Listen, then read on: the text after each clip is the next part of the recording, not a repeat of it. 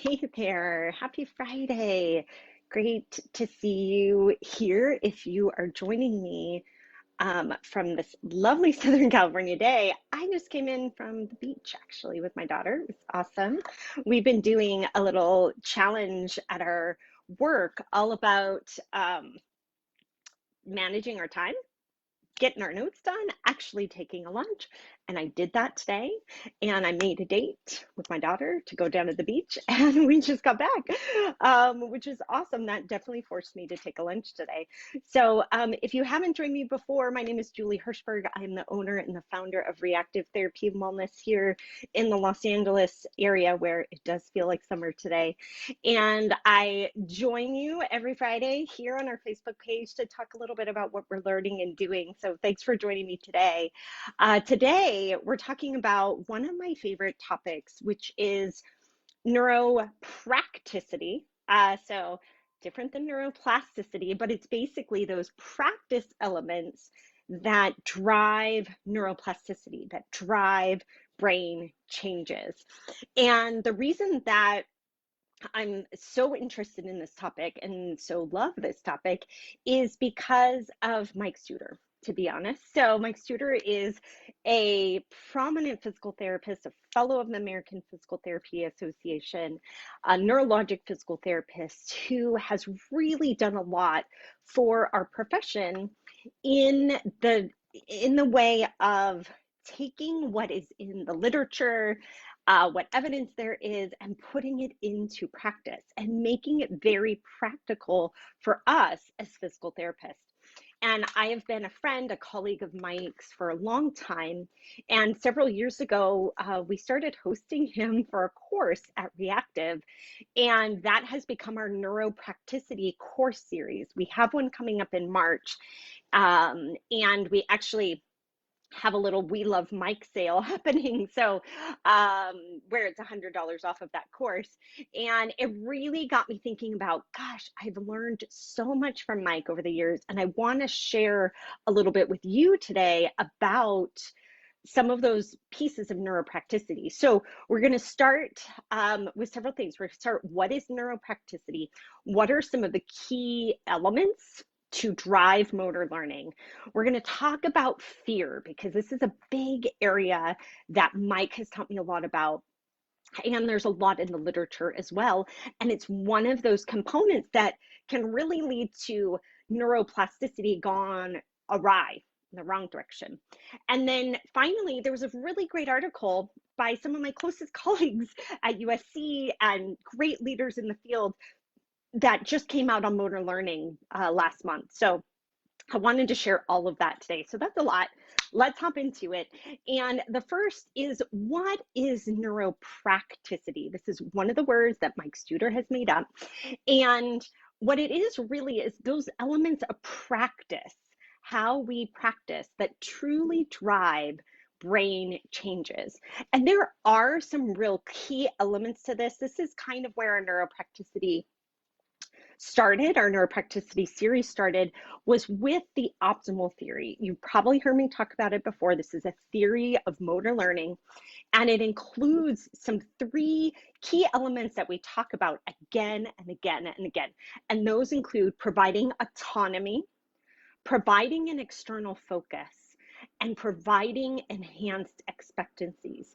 And we know now, based on the literature, both from the optimal theory and beyond, some of what I talked about last week when we talked about autonomy, we know that those actually change the way we move and the way neurochemicals are released in the brain, dopamine, BDNF, all of those things. So those three elements, autonomy, external focus, and enhanced expectancy, all from the optimal theory, are key components or elements of neuropracticity that drives brain changes. And I'll refer you to other videos that we've done on those three topics. We talk about it a lot. I also wanted to hit on some of the key features of neuroplasticity that we do understand from a lot of research and evidence. There's 10 principles, and these were published, gosh, back in 2008. There's been some updates to them, but they haven't changed. And so when we think about setting up the way we set up therapy, occupational therapy, physical therapy, speech therapy, these principles really drive what we do. And I think it bears just like reminding us about these. So these were from the Jones and Klein article in 2008. 10 principles here. Number one, use it or lose it. So we know in the brain that if we're not driving specific brain functions, this can actually lead to a functional degradation. Second is also use it and improve it. So training that drives a specific brain function can lead to enhancement of that function. Third, specificity. So the nature of the training experience definitely dictates the nature of the plasticity that we're going to achieve. It really does need to be specific to the goal we have in mind.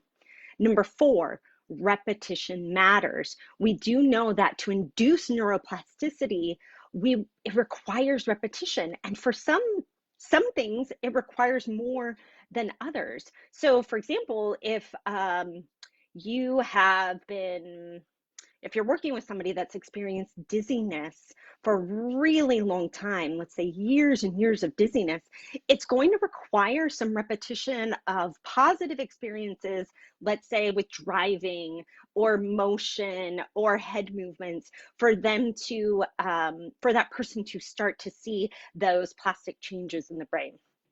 Repetition matters. Number five is that intensity matters. We know that in the brain, the induction of plasticity requires sufficient training intensity. Number six is time matters. So different forms of plasticity occur at different times during the training. When we talk about motor learning here in a bit, we know also that we need rest from training to consolidate some of the changes. Number seven is that salience matters. The training experience, the practice that we do must be sufficiently salient, to produce plasticity. It's got to be meaningful to us. This is something that I love about what Mike does in his teaching with us, is helping us to individualize and make salient a lot of our interventions. Let's see, we are number 8, age matters. So we do know that training-induced plasticity occurs more readily in a younger brain. Doesn't mean it doesn't occur at an older age, though. It does mean that we might have to do things to prime the brain for changes. So we've seen, for example, in the literature, that priming the brain with aerobic exercise can help us induce some of these neuroplastic changes in therapy. There's that really great article about doing this in stroke rehab, for example. Number 9 is transference. Plasticity in response to one training experience can enhance the acquisition of similar behaviors. That is amazing because it does mean that we can start off small and build upon it. And then number 10 is interference. Plasticity in response to one experience can also interfere with the acquisition of others. Now, this is why I particularly wanted to talk about fear, because fear can actually interfere with the acquisition of learned behaviors and get in the way. So that was the second piece. So those were the 10 key principles of neuroplasticity outlined in Klein and Jones' seminal article in 2008. These are key pieces that Mike has consistently brought to our neuroplasticity courses. And not only like, here's the principles, but like, how do we use this? How do we set up treatment to really make this happen so that when we are working with somebody one-on-one or in a group, that we're driving brain changes? It's exciting that we can do that, but we do need to follow these principles and be able to implement that. So I talked about interference, right? That was number 10.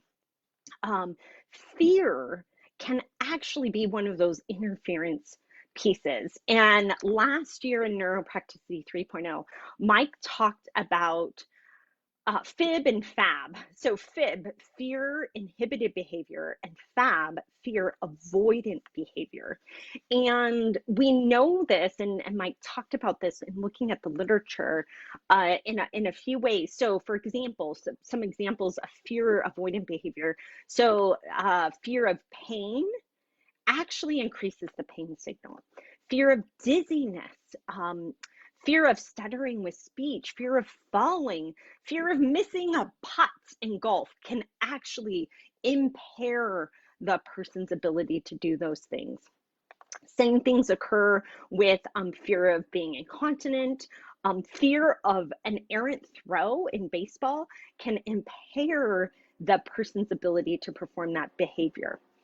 So those are all in the literature, all well supported in the last few years with research. And we know also through research that fear can interrupt our movement capabilities and our behavior in several ways. So it can cause autonomic dysregulation. We know that because of the inherent connections between the autonomic nervous systems and the amygdala, our big fear center. We also know that it can cause an increase in tone in muscles. So we may see if somebody has had a stroke and maybe they have some hypertonicity, we may actually see that go up in a fearful situation. We can see poor recruitment, either under or over recruitment of muscles. We can see that it can increase urgency and pain, and then this leads to this cycle. Now, one of the things that Mike shared with us last year in Neuropracticity 3.0, and we're going to dive into even deeper in the fear world, is this really lovely article. And I'm going to put this in our newsletter, by the way. If you are not part of our newsletter, it goes out on Fridays to healthcare professionals. I'll put a link to this article, really great article. I want to bring up the name for you. It's Meryl Landers, and it's from 2021. Sorry for my pause there. I wanted to bring that up for you. But they actually talk about this pattern with fear in Parkinson's. So if you have Parkinson's and you have some postural instability, it would make sense that you would have some fear of falling, right? Actually, I think it would be bizarre if you didn't, and actually would be worrisome if you didn't have some fear of falling. So that decreases your balance, confidence, you have some fear. You may actually avoid some certain behaviors, right? So you might not go out for the walk. You might not cross the street. You might not go on the grass. It might start to lead to more sedentary behaviors. What we can then see is some physical deconditioning. What happens here then is as you're more sedentary, as you're maybe avoiding things, you actually are weakening some of the balance system. And so here, fear is actually leading to a maladaptive neuroplasticity that's going to continue to reinforce the postural instability. So one of the really great things in the neuropracticity courses that Mike has talked about is how do we intervene? Where can we intervene in that cycle to stop it and to reverse it, because it is reversible. And we can implement some of those neuroplasticity principles to reverse the downhill vicious cycle of fear avoidant behavior. I think this is a really big thing as physical therapists and occupational therapists that we see on the daily, and it can be really challenging to tease out and to really have some of those soft skills that can implement and undo some of that fear. And I say soft skills because that's actually the name of the course, Neuropracticity 4.0, The Secrets of the Soft Skills. So finally, I want to share an article that my really lovely colleagues here at USC had put together. It just came out in the PT Journal in January, and it really does a great summary of what we've learned about motor learning in the last 3 decades. So again, if you're not on our newsletter, join that. I'm going to send out a link to all these articles, the videos, just like I do every week. But they have really lovely figures. I love a good figure.